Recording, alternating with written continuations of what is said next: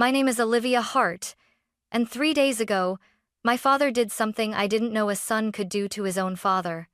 He flew my grandpa Theodore Hart, the man who built a shipping empire from a rusted pier, on a memory trip to Lisbon, and left him there. No wallet, no phone, no passport. Just the Atlantic wind and a promise. Dad whispered at the gate, "You've had enough, old man."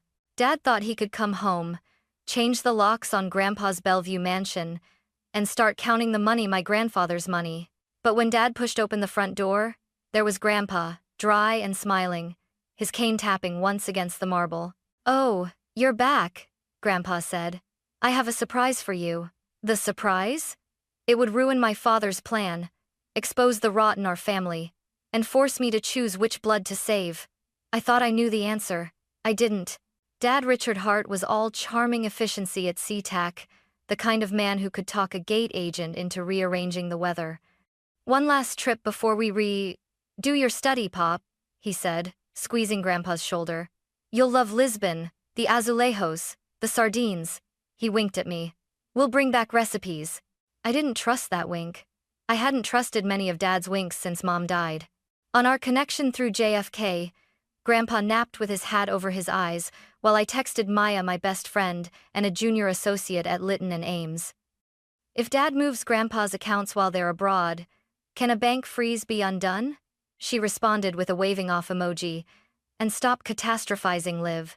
No one steals from a billionaire with a paper trail." In Lisbon, the cobblestones glistened with rain, and Grandpa told stories about hauling rope at 14, about playing chess with dock workers who taught him patience with a bottle cap and chalk. Dad laughed in all the right places. He ordered wine. He volunteered to handle the passports at hotel check-in, so Pop doesn't lose them. On day 3, by the Belém Tower, Dad announced a detour. "Pop needs a nap. Let's split, Olivia. Grab us some pastéis. I'll take Pop to the hotel." I hesitated. Grandpa squeezed my hand. "Go on, kiddo. Bring 3. By the time I returned, the concierge's smile was tight. No Mr. Hart, no Grandpa. The room keys deactivated. The passports already checked out. My chest turned to ice. I redialed Dad again and again. Straight to voicemail. I sat on a stone step and counted breaths. 10 in, 10 out. Then I did the thing my family had always called meddling but which Grandpa privately called backbone. I moved. Police report. U.S. Consulate. 30 hours of calls and fluorescent lights. In a small interview room, a consular officer named Patricia asked the question I'd been refusing to hear. "Has your father ever tried to take your grandfather's assets?" I opened my mouth to deny it, and found silence instead. When the emergency passport was ready for Grandpa Theodore Hart, Patricia slid a second envelope toward me. "He asked us to give you this when you came." A note in Grandpa's blocky script. "Olive branch, Olive. Follow the list. Keep your voice calm. Surprise him at home." I stared at the last line. "Call Maya. Tell her to open the folder named Blue Harbor." Blue Harbor? Maya repeated on speaker as I walked through Lisbon's morning crowds. "Your grandfather left me an encrypted folder 2 months ago with that name. I thought it was litigation prep." I didn't look. "Open it." My voice shook. "Now." Keystrokes. A soft exhale. "Liv.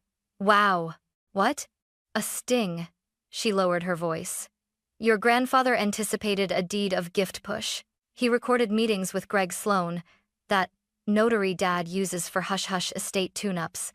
He documented Dad's gambling debt. There's a spreadsheet. Emails to 3 real estate agents requesting valuations on the Bellevue property. Dates are 6 weeks old." My blood drummed in my ears. "He knew." "He suspected," Maya said. "And he set a tripwire. If your dad moved him across international borders without his phone or wallet, I was to call Ozza Haynes at the Western District of Washington. There's a memo. Elder financial exploitation. Transportation with intent to defraud, interstate and international implications." Why me? Why not press a button himself? Because he wanted you on record making the choice. Choice. The word cut. At the consulate, Patricia smiled like a co-conspirator. "Your grandfather's car is waiting. Driver knows the house." "He's here?" She tipped her head. "He will be where he needs to be." On the flight home, I read Blue Harbor in full. Grandpa had kept a diary, brief, precise entries. Ours charm masks rot, loves shortcuts. Hates the slow dignity of work.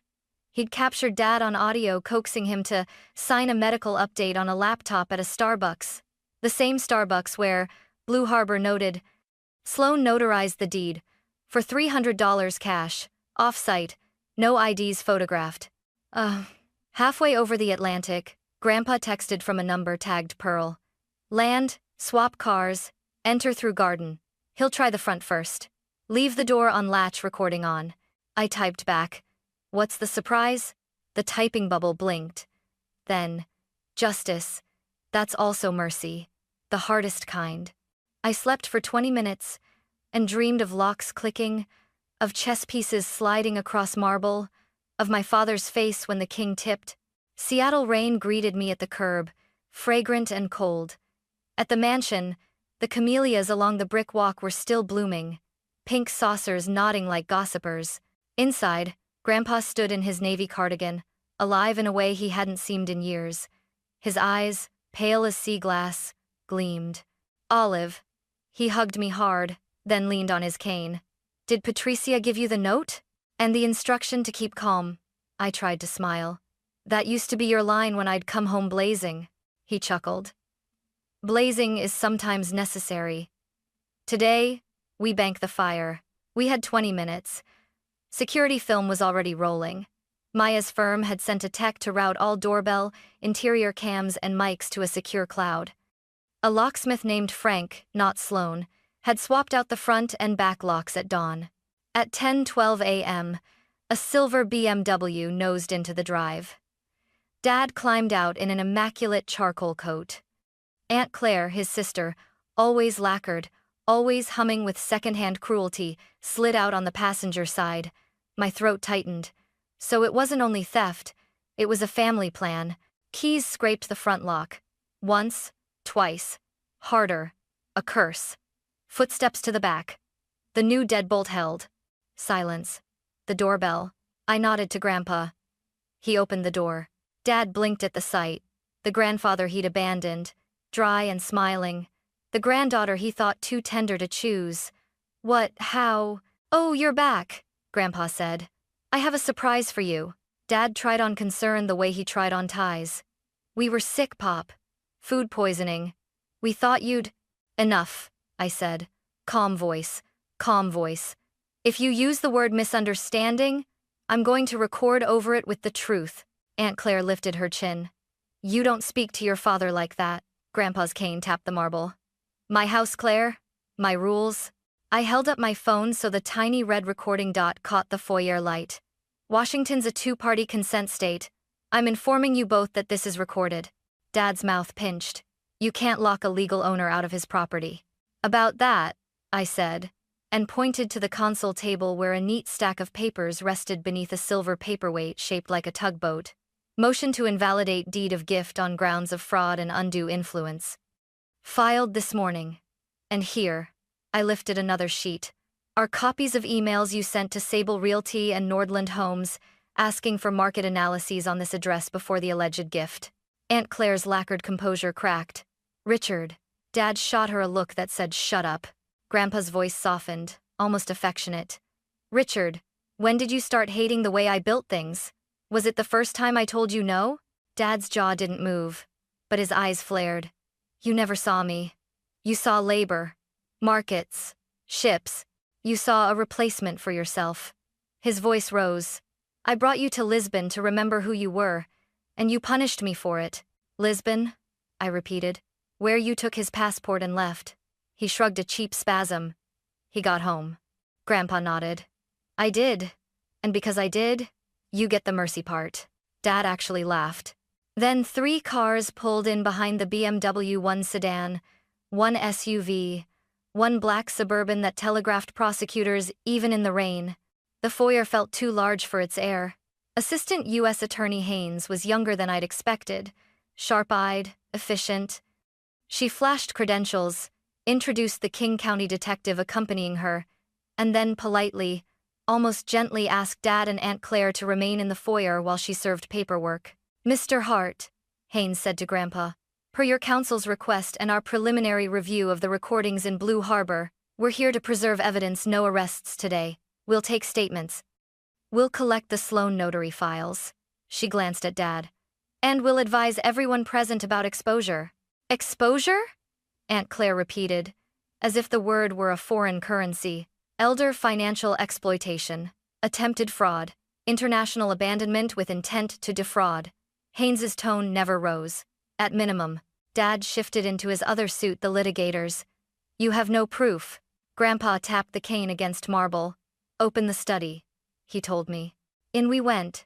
On the desk, a hard drive labeled Harbor Cut.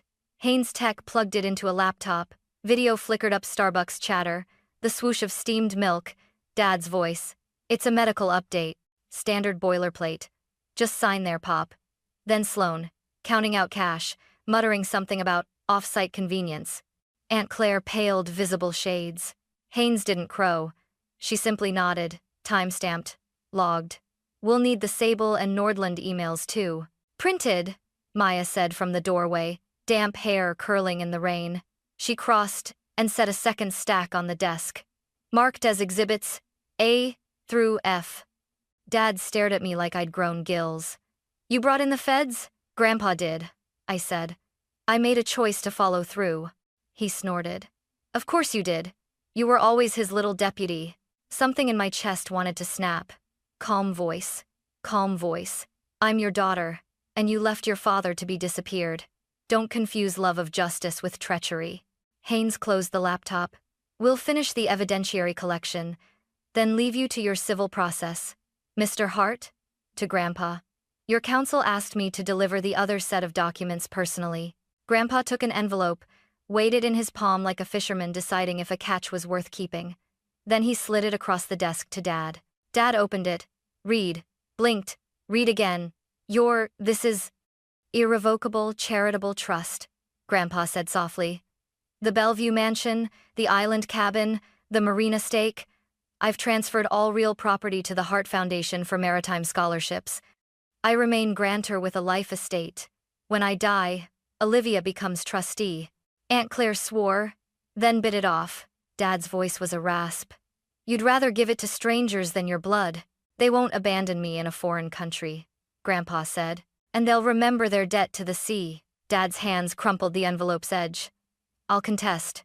Grandpa's gaze was almost kind. You can try, but contests require clean hands. Haynes thanked us, advised next steps, and filed out with her team. The house swallowed the silence they left behind. Dad looked at me as if I'd set the trap myself. You think this makes you noble? No, I said. It makes me responsible. His smile curdled. Then, be responsible for the consequences. He left with Aunt Claire in a storm of perfume and contempt. Grandpa exhaled like a dock worker, letting go of a line. Tea? I started to cry. Litigation is a kind of weather. Pressure rises. Skies darken, people make bad decisions in pouring rain. Margaret Chen, yes. The Margaret everyone whispers about in downtown lobbies took our civil case. We're not asking for damages, she said.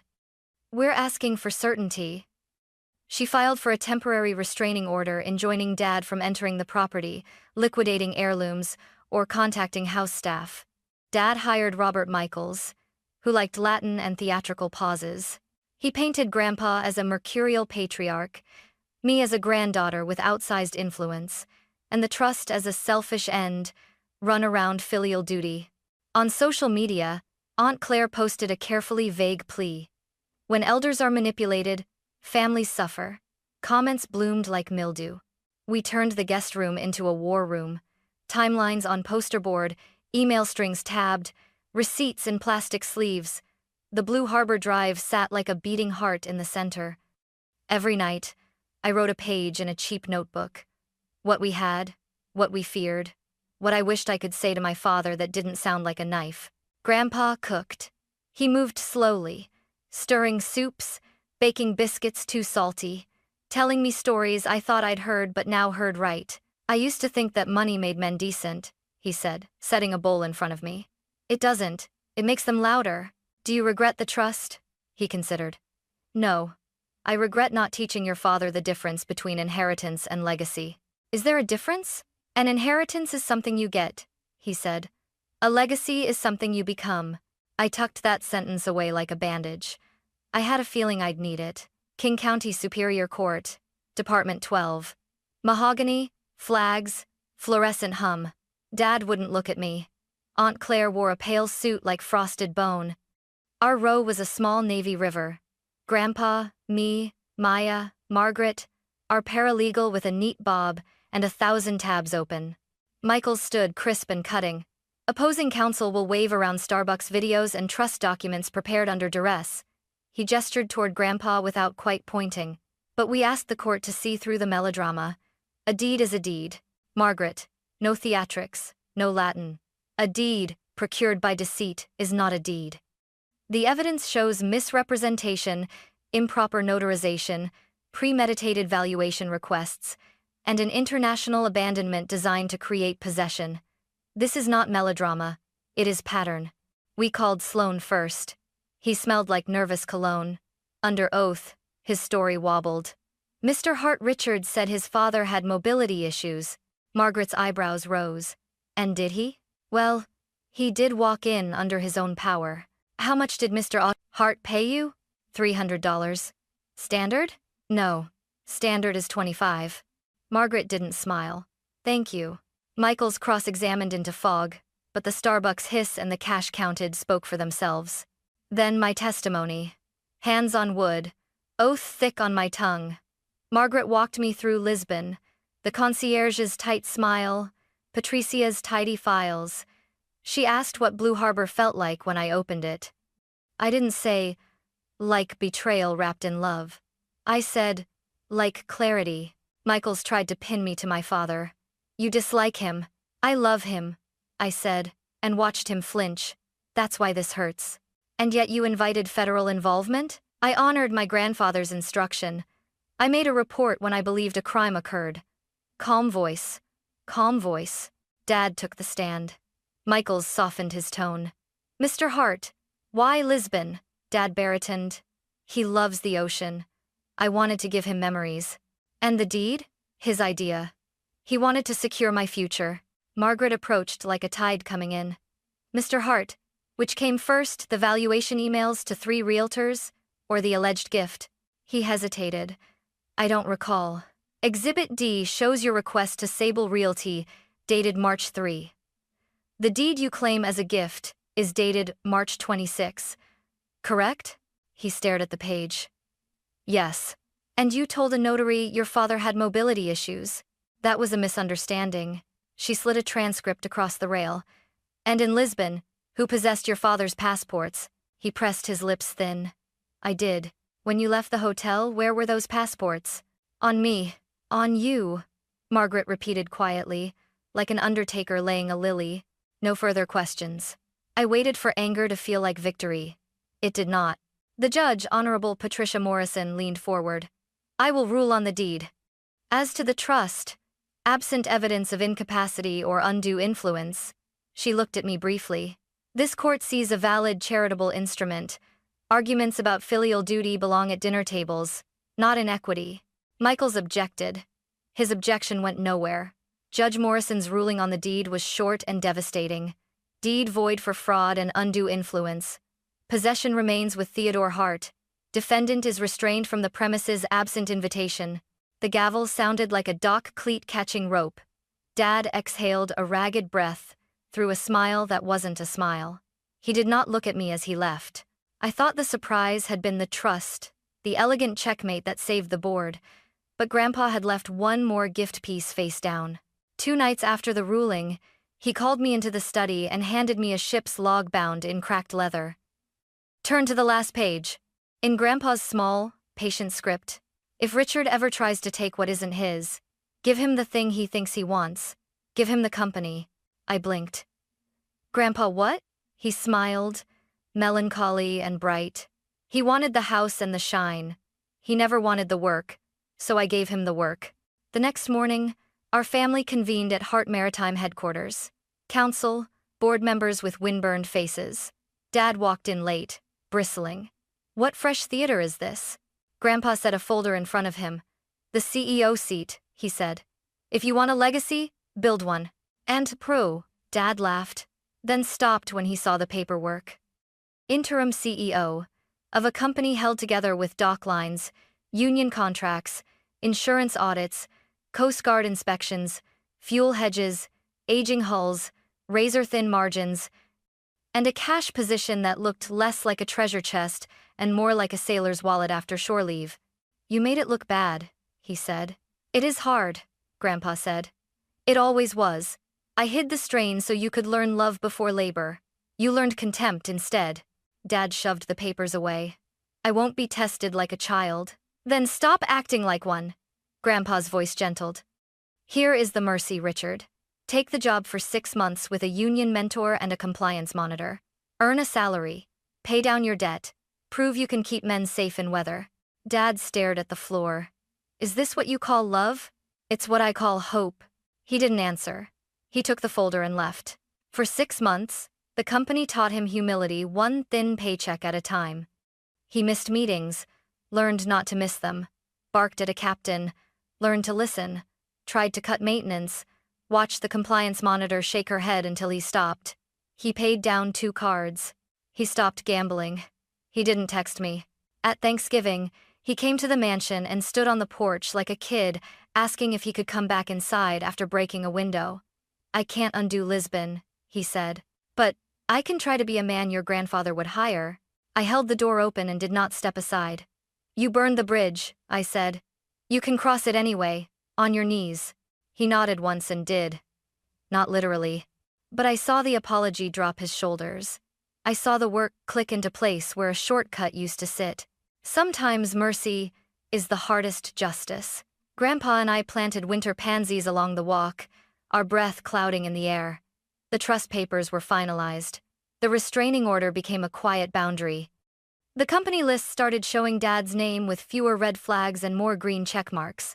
On a gray Tuesday, Ozza Haynes called to tell us she'd offered Dad a pre-charge diversion conditioned on restitution to the house staff whose hours he'd tried to slash, a donation to the Maritime Scholarship Fund, and 6 months of verifiable company service. We prefer redemption to trophies, she said. I liked her even more. That night, Grandpa poured tea and asked the question he'd asked my heart since I was little. What did you become today, Olive? I thought of Dad's bowed head, of Aunt Claire's dwindling posts, of the way the docks smell in winter like iron and salt and second chances. Someone who finally knows the difference between inheritance and legacy. And someone who can forgive without forgetting. He smiled, set his cup down, and tipped a rook over with one finger. Checkmate is only beautiful if the other player gets up and shakes your hand. We heard a car door, footsteps, the bell. Dad stood there with a navy cap in his hand and a tiredness that looked like honesty. I heard about the scholarships, he said. I'm here to write a check. Write it to work, Grandpa said. Dad nodded. That's all I've been writing lately. I stepped aside this time. We weren't healed. We were moving. The house held its breath and then, for the first time in months, exhaled.